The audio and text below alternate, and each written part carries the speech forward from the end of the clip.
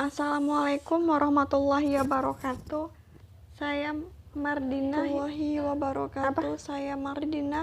Winnie Mambojol Padang dengan tema prestasikan hilah syariah.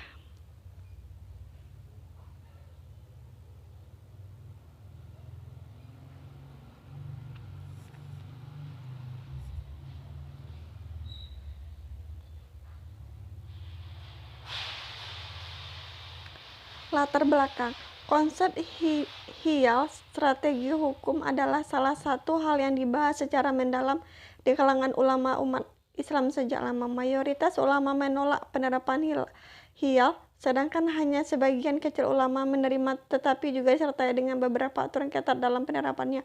Aplikasi hiyal dapat memecahkan masalah penataan produk perbankan syariah sebagai besar berasal dari produk konvensional yang jelas bertentangan dengan hukum syariah.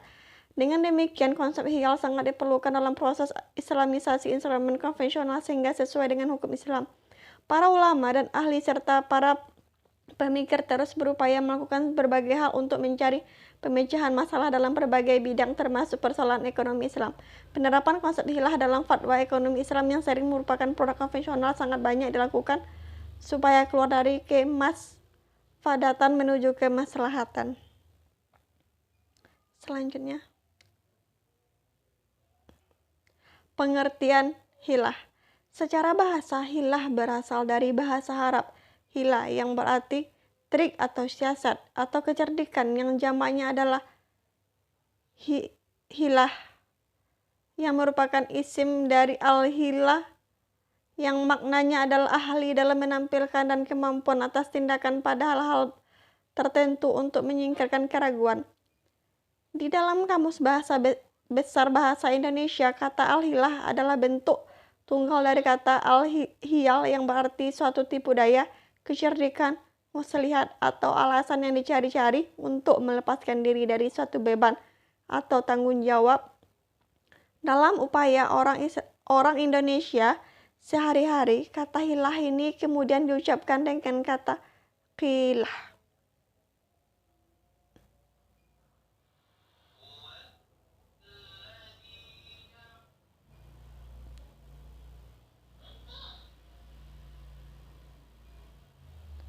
Selanjutnya,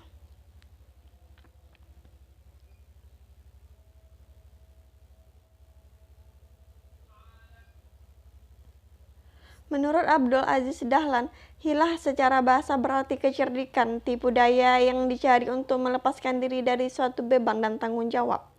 Namun dalam budaya masyarakat Indonesia, khususnya masyarakat Melayu dan Minang, perkataan hilah memiliki makna ialah melakukan sesuatu perkara negatif. Menurut Kamus Dewan Melayu Malaysia, hilah membawa dua maksud. Pertama ialah perbuatan atau kata-kata dusta untuk menipu seseorang, muslihat dan tipu daya. Kedua ialah alasan yang dibuat-buat untuk menyembunyikan sesuatu atau untuk melepaskan diri, atau dalam kata lain adalah dalih. Ibnu Taimiyah dalam fatwanya Al-Kubranya memaknai kata hilah dengan makna suatu cara cerdik untuk dapat sampai ke tujuan yang baik ataupun yang buruk. Akan tetapi seringkali kata ini diungkap untuk mengupayakan agar yang haram menjadi halal. Oleh karenanya, secara tegas ia menyatakan bahwa hilah adalah batal dan tidak dapat dijadikan sebagai cara mendapatkan hukum.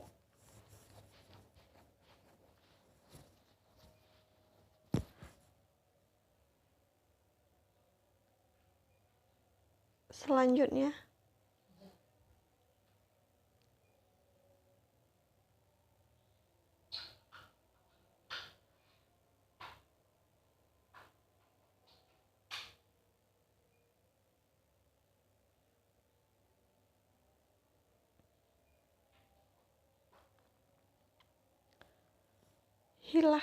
hilah syariah.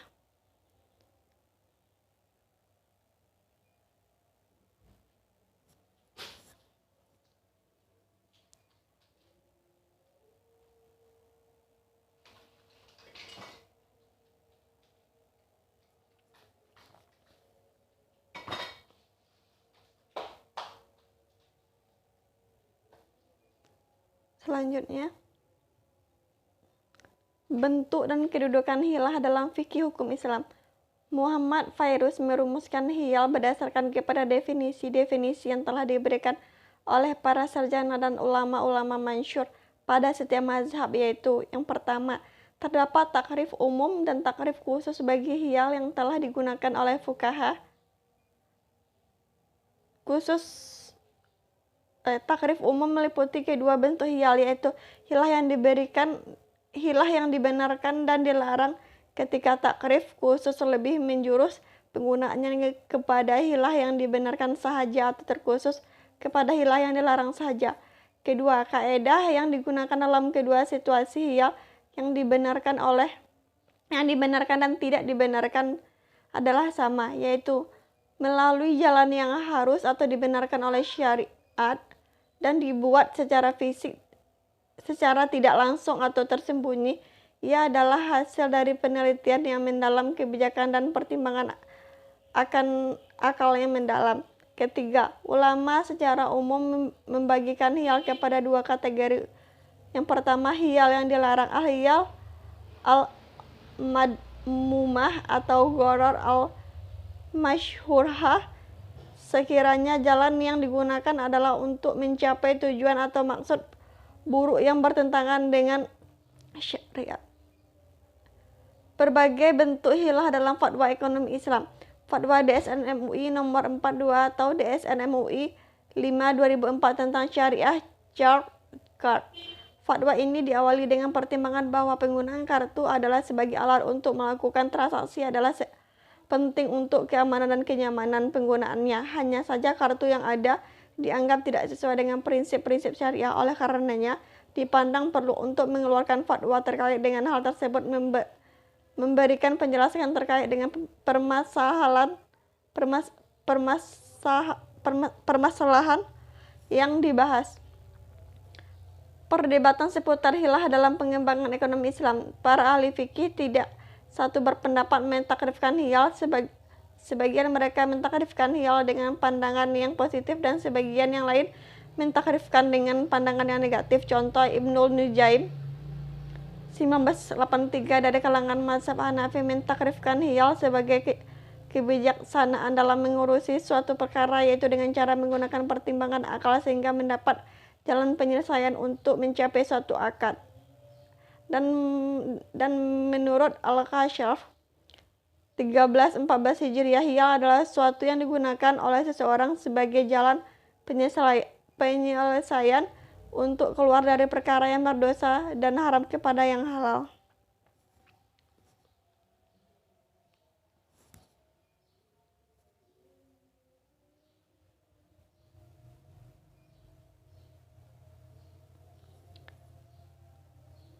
Selanjutnya,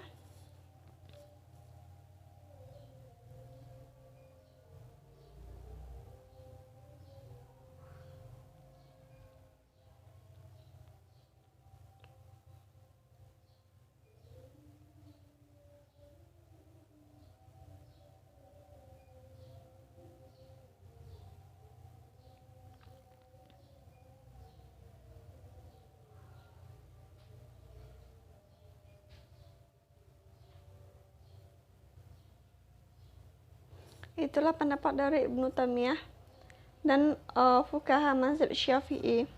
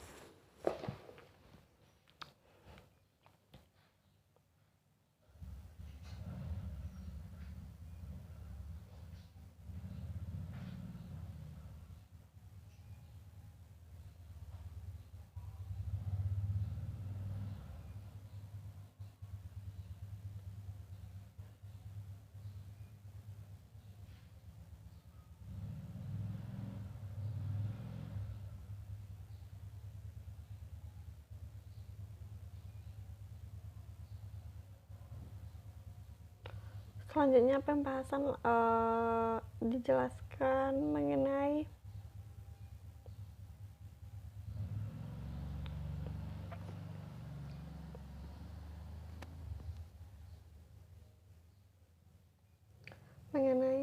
perbedaan pandangan terhadap tentang istilah hilah ini terus berlanjut hingga hari ini. Sebagian sarjana Islam kontemporer seperti Al-Buti 1992 berpandangan hilah adalah hasrat untuk mencapai tujuan, yaitu mengganti suatu hukum kepada hukum yang lain melalui cara atau jalan yang disyariatkan pada asalnya.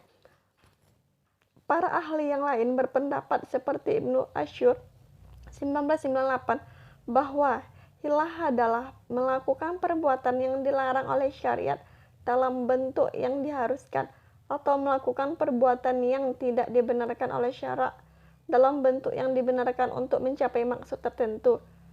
Asy-Syaibi menyebutkan 6 alasan mengapa hiyal asyariyah dilarang. 1. Tujuan pelaku hilah bertentangan dengan tujuan syari Allah Subhanahu wa taala dan Rasulullah SAW. 2. Akibat perbuatan hilah membawa kepada kemafsadatan yang dilarang agama. Contohnya dengan adanya hibah yang direkayasa. Kemudian kewajiban zakat menjadi hilang. 3. Dalam akad yang melaksanakan suatu perbuatan berdasarkan hilah, kehendak untuk melakukan akad itu sesungguhnya tidak ada, sehingga unsur kerelaan dalam akad yang dilakukan sebenarnya tidak ada. 4. Hilah itu batal karena syaratnya bertentangan dengan kehendak akad. 5. Hilah merupakan pembatalan terhadap hukum, sebab hilah dilakukan dengan meninggalkan atau menambah syarat yang menyalahi ketentuan syariat. Contohnya hilah untuk menghindari zakat nisab merupakan sebab wajibnya zakat. Dengan hibah sebagai hilah, syarat wajib itu menjadi hilang. 6. Hilah haram berdasarkan teori isti'arah, induksi dari berbagai dalil.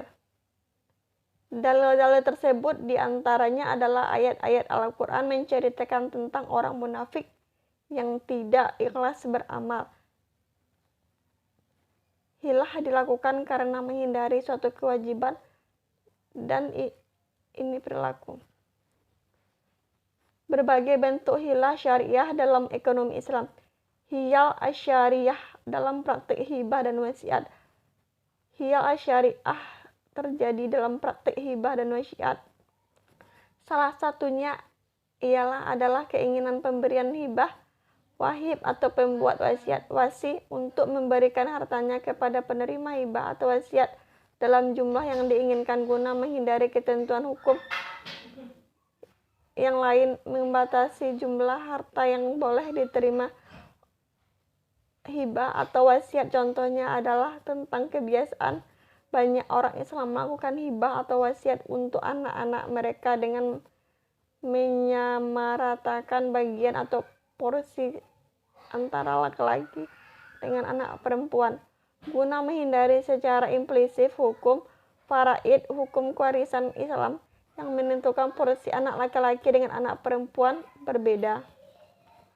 Hiyal asyariyah sebagai alasan pembatalan hibah dan wasiat secara fikih berdasarkan kriteria Ibnu Al-Qayyim Al-Jauziyah di atas, hibah ini termasuk hilah dalam bentuk melakukan suatu perbuatan yang dibolehkan tetapi bertujuan untuk menghindari berlakunya hukum syara' yang lain, dan karena itu dilarang.